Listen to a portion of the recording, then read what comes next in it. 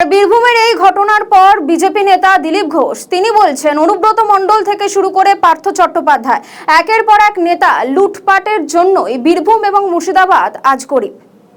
আর যদি ওনার বিরুদ্ধে কমপ্লেন থাকে তাই 100-200 কোটি টাকা তো চাওয়া হবেই।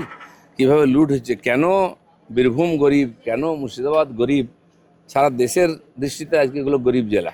কেন গরিব বোঝা যাচ্ছে, ওখানকার সম্পদকে লুট করছে কিছু লোক, সাধারণ জনতা গরিব আছে। শুরু হয়ে গেছে খোঁজ খবর বিচার, সময় আরও কিছু বেরোবে এবং তার যোগ্য শাস্তিও সবাই পাবে। অনেকে ভালো তৃণমূল হয়ে মদন মিত্র, অনুব্রত মণ্ডল এরা আপনাদের প্রতি আমি ভালো তৃণমূল খারাপ তৃণমূল তাই হতো না, কেউ পার পাবে না যদি অন্যায় করে থাকে। এই কয়েক মাসে কাটমানি এবং তোলাবাজি বন্ধ হতেই বেড়েছে রাজস্ব আদায়। তাহলে এতদিন পর্যন্ত কি হতো? এতদিন পর্যন্ত কোথাও আদায়ই হতো না।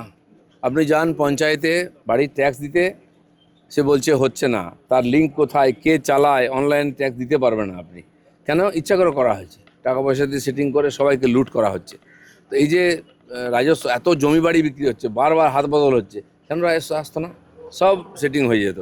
সেজন্য যেখানে প্রাকৃতিক কয়লা বালি থেকে আরম্ভ করে তার ট্রান্সপোর্টের ট্যাক্স থেকে আরম্ভ করে সব লুট হতো, সব জায়গায় সেটিং করে রেখেছিল।